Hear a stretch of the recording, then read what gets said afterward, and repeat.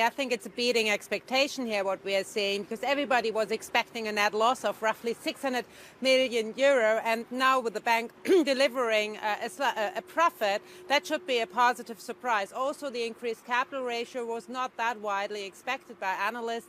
And when it comes to revenue, I still have to look it up carefully, because we only have revenue guidance roughly for the year. So I would say, all in all, this is a net win, I was saying. I think what is more interesting now for analysts, at 8 o'clock local time, the analyst call is starting, and we most likely will afterwards hear a lot more when it comes to their strategy. I guess the strategy is now key here for the lender with their Q3 earnings. You know, we had all sorts of rumor, I don't need to tell you. We had rumors about selling stakes, capital increases, whatsoever.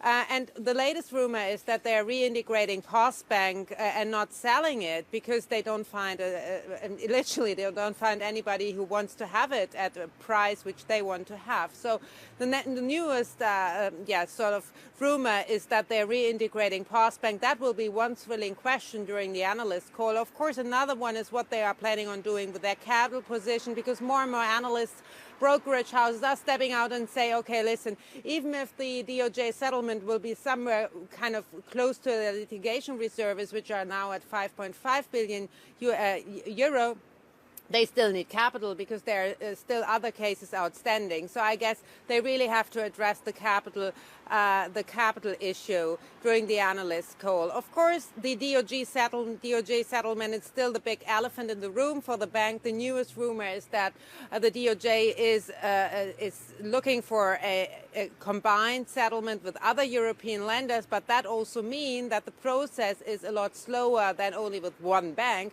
and that all these hopes that the bank can settle before the US elections, they will not materialize, most likely.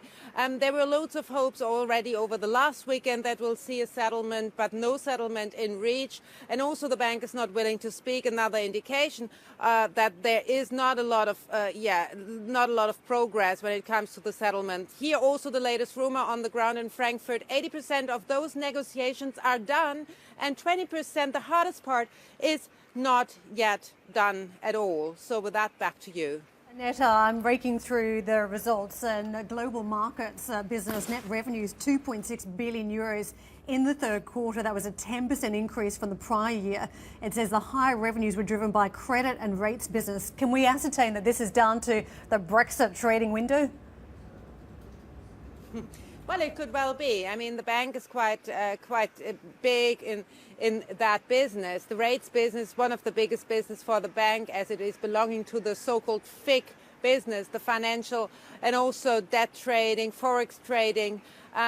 So the Brexit trade, of course, was also beneficial for that bank behind me, for Deutsche Bank. So I guess they really benefited also from what Wall Street banks benefited in general, a revival in debt trading, a revival in forex trading and the rates business. With that, back to you. And Annetta, do you think the management will address any concerns perhaps about rival banks taking away market share from Deutsche Bank, whether it's in the trading division or elsewhere, just due to the simple concerns when it comes to exposure to Deutsche Bank? I guess not really under that sort of angle or from that angle, but I guess John Crine will be quite open to say, listen, we have to shrink, we will not be everywhere, and so that also means that we're going to lose market share. It's no longer the mantra of the old management. When Andrew Jain was still in place, he was not willing to give up market share. Remember, he was the opposite. He was investing money, making investment banking bigger at the time, and everybody was retracting from that business. So with John Crine, there's another management type, and his mantra and his mission is to get the bank back in shape, meaning shrinking it, and that also will mean losing market share. Perhaps also one of the caveats in the negotiation with the Department of Justice in the United States is that the bank will retract partially from its business there, but that's just one speculation out there as well.